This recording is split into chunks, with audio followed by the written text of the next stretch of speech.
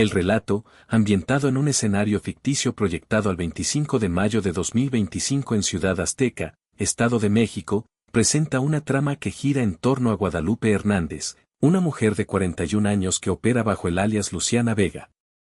Descrita como una funcionaria pública modelo, Luciana es en realidad una arquitecta financiera del CJNG, capaz de desviar millones de pesos a través de un sistema de empresas fantasma, subcontratación en cascada y consultorías imposibles de auditar.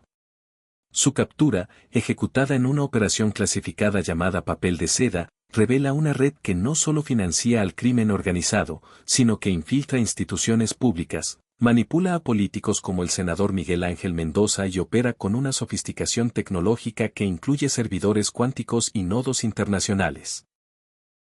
El texto, con un tono que alterna entre el dramatismo de un thriller, el rigor de un reportaje de investigación y la reflexión de un ensayo crítico, plantea preguntas incómodas sobre la corrupción sistémica y la captura del Estado. Para determinar si el texto es original y evitar cualquier riesgo de plagio, he realizado un análisis minucioso de su contenido, estilo, personajes, detalles técnicos y contexto, complementado con búsquedas exhaustivas en múltiples fuentes. El primer paso en esta evaluación es analizar la originalidad del contenido. La temática del relato, corrupción, lavado de dinero, infiltración del crimen organizado en instituciones públicas, es recurrente en el contexto mexicano, donde casos reales como la estafa maestra, los desvíos en Pemex o los escándalos de Odebrecht han captado la atención pública. Sin embargo, la narrativa de Ciudad Azteca se distingue por su enfoque ficticio, proyectado en un futuro cercano 2025. Y por la creación de personajes y detalles específicos que no coinciden con eventos reales. Luciana Vega, alias Guadalupe Hernández, es un personaje inventado que encarna un nuevo arquetipo criminal, no es una narcotraficante armada ni una figura subordinada, sino una estratega que utiliza su posición administrativa para orquestar un esquema de desvío de recursos. Su perfil, una mujer de 41 años, con una blusa impecable, 6 años sin faltas ni quejas, y una habilidad quirúrgica para manipular sistemas, está descrito con un realismo que le da credibilidad, pero no corresponde a ninguna figura real conocida. Otros personajes, como el senador Miguel Ángel Mendoza, un político manipulado sin saberlo, y el comandante Omar García Harfuch, una figura pública real utilizada en un contexto ficticio, añaden capas de complejidad. La inclusión de Harfuch, el secretario de Seguridad de la Ciudad de México, podría generar confusión, pero no constituye plagio, ya que el relato no reproduce hechos reales sobre él. Las organizaciones mencionadas, como el CJNG, son reales, pero su uso es genérico, como un antagonista narrativo, sin aludir a operaciones específicas documentadas.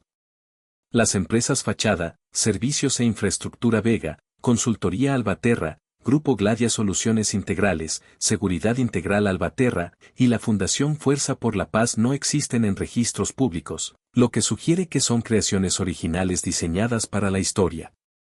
El estilo narrativo del texto es otro indicador de su originalidad.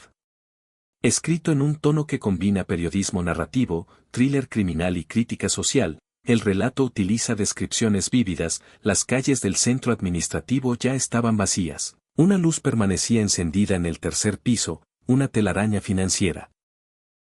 Y un ritmo que alterna entre la acción, la captura de Luciana en Tepatitlán, el análisis técnico, las 3 capas de la red, empresas fachada, subcontratación en cascada, consultorías imposibles de auditar, y la reflexión ética, ¿cuántos Mendoza hay en el Senado? ¿Dónde está el verdadero poder en México?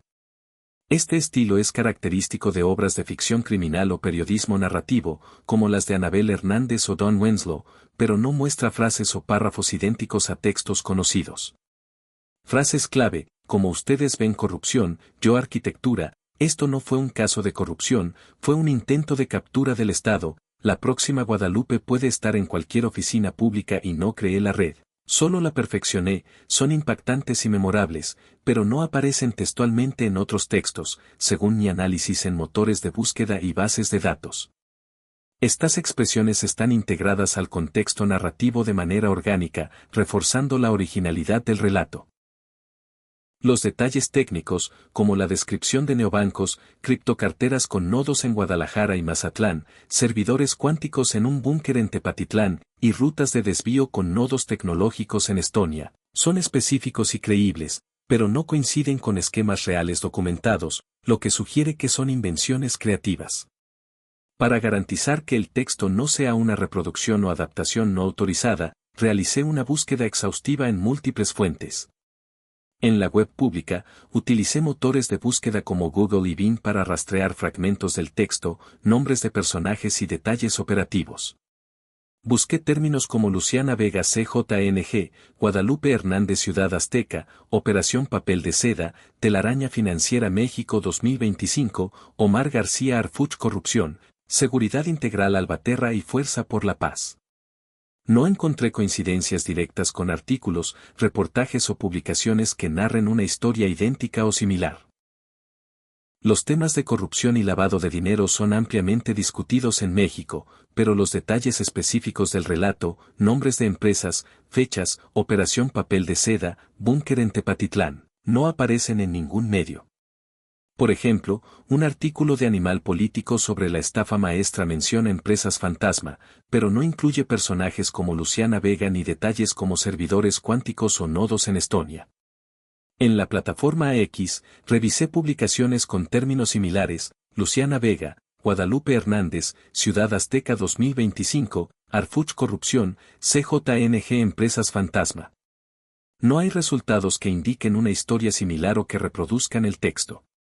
Las discusiones en X sobre corrupción suelen centrarse en casos reales, como el cártel de Sinaloa, el caso Lozoya o escándalos políticos recientes, pero ninguna coincide con los personajes, fechas o detalles operativos de este relato. En bases de datos académicas, Google Scholar. Y sitios de transparencia, Plataforma Nacional de Transparencia, SAT, busqué referencias a las empresas y fundaciones mencionadas, sin encontrar registros de Servicios e Infraestructura Vega, Consultoría Albaterra, Grupo Gladia o Fuerza por la Paz. Comparé el texto con obras de ficción y periodismo que abordan el crimen organizado en México. Libros como Los Señores del Narco de Anabel Hernández, El Cártel de Don Wenslow y 000 de Roberto Saviano tratan temas similares: narcotráfico, corrupción, lavado de dinero, pero el relato de Ciudad Azteca difiere en su enfoque: una funcionaria pública como mente maestra, operando desde una oficina municipal con una red tecnológica avanzada. La idea de una arquitecta financiera que utiliza licitaciones públicas para financiar al CJNG es un giro narrativo original que no aparece en estas obras. Por ejemplo, Los Señores del Narco se centra en líderes narcotraficantes y redes de poder político, mientras que este relato enfatiza la infiltración administrativa y la simulación institucional. En el ámbito del periodismo de investigación, revisé reportajes de medios como Animal Político, Proceso, El Universal y La Jornada sobre casos de lavado de dinero y desvío de recursos públicos. Casos reales, como la estafa maestra, desvíos a través de universidades públicas, los contratos fraudulentos en Sedesol, 2012 a 2018, y el escándalo de Odebrecht, tienen similitudes temáticas: empresas fantasma, subcontratación en cascada, pero los nombres, fechas y detalles operativos del texto no coinciden. La estafa maestra involucró a universidades y dependencias federales, mientras que este relato se centra en un municipio ficticio y una red liderada por una sola persona. Odebrecht se enfocó en sobornos a altos funcionarios, mientras que el relato de Luciana Vega destaca la manipulación de procesos administrativos a nivel local. El texto incluye referencias a figuras y organizaciones reales, lo que podría generar confusión o riesgos legales si no se maneja con cuidado. Omar García Arfuch, exsecretario de Seguridad de la Ciudad de México, es una figura pública conocida por su lucha contra el crimen organizado. Su inclusión como líder de la Operación Papel de Seda es verosímil, pero ficticia, ya que no hay evidencia de que el texto reproduzca eventos reales relacionados con él. Usar su nombre en un contexto ficticio podría interpretarse como sensible, especialmente si el relato se difunde ampliamente sin aclarar su naturaleza inventada. El CJNG, una organización criminal real, es utilizado como un antagonista genérico, sin mencionar líderes específicos, como Nemesio o Ceguera. ni operaciones reales, lo que reduce el riesgo de asociar el relato con hechos concretos. Las empresas Fachada y la Fundación Fuerza por la Paz no existen en registros públicos, según mi búsqueda, y son creaciones ficticias diseñadas para dar realismo a la narrativa. El senador Miguel Ángel Mendoza parece ficticio, ya que no hay registros de un senador con ese nombre en México. Su rol como un político manipulado sin saberlo es un arquetipo común en historias de corrupción, pero no coincide con ninguna figura real. Instituciones como el SAT, la FGR y la Secretaría de Marina son reales, pero su mención es contextual, como parte de la operación ficticia, sin atribuir hechos reales ni reproducir documentos específicos. Analicé frases y detalles clave para confirmar su originalidad. Frases como ustedes ven corrupción, yo arquitectura, la próxima Guadalupe puede estar en cualquier oficina pública. Esto no fue un caso de corrupción, fue un intento de captura del Estado y no creé la red. Solo la perfeccioné son únicas en su formulación y no aparecen en textos públicos. Los detalles técnicos, como las 3 capas de la red financiera, empresas fachada, subcontratación en cascada, consultorías imposibles de auditar, los servidores cuánticos en un búnker en Tepatitlán, las criptocarteras con nodos en Guadalajara y Mazatlán, y las rutas de desvío con nodos en Estonia, son específicos y no coinciden con esquemas reales documentados. La operación papel de seda, con su simbolismo, desenredar sin romper, es un recurso narrativo original que no aparece en registros de operaciones reales. El búnker en Tepatitlán, descrito con 6 servidores de procesamiento cuántico, una bóveda de almacenamiento en frío y una sala de simulación 3D, es un elemento ficticio que añade dramatismo, pero no tiene correlato en la realidad. Comparé el relato con casos reales de corrupción en México para descartar que sea una adaptación no autorizada. La estafa maestra 2017 involucró desvíos de recursos públicos a través de universidades y empresas fantasma, pero no incluyó una figura central como Luciana ni una red tecnológica tan sofisticada. Los desvíos en Cedesol, 2012 a 2018, usaron empresas fantasma, pero no involucraron criptomonedas ni nodos internacionales. El caso Odebrecht se centró en sobornos a altos funcionarios, mientras que este relato destaca la manipulación administrativa a nivel municipal. Otros casos, como los desvíos en el gobierno de Javier Duarte en Veracruz, tienen similitudes temáticas, pero carecen de los detalles narrativos y personajes del texto. Estos casos reales comparten el tema del desvío de recursos, pero la estructura, los personajes y los elementos técnicos del relato los distinguen claramente. El texto es extenso, aproximadamente 10.000 palabras, y está bien estructurado, con una narrativa que alterna entre la acción, el análisis y la reflexión. Sus fortalezas incluyen la riqueza de detalles, la descripción del búnker, los contratos de seguridad pública, las rutas de lavado, la credibilidad de los personajes, Luciana como una estratega fría, Mendoza como un político ingenuo, y las reflexiones éticas que invitan al lector a cuestionar el sistema. Sin embargo, hay áreas de mejora. En algunos tramos, el texto es redundante, por ejemplo, repite varias veces que Luciana operó 6 años sin ser detectada, y el uso de fechas futuras 2025 podría generar confusión si no se aclara que es ficción. Reducir redundancias y pulir el ritmo podrían hacerlo más impactante. El relato tiene un fuerte potencial para generar debate, especialmente en México, donde la corrupción y el crimen organizado son temas candentes. Su formato, con un llamado a la acción al final, comparte este video, déjanos tu opinión, sugiere que está diseñado para difusión en redes sociales o plataformas como YouTube.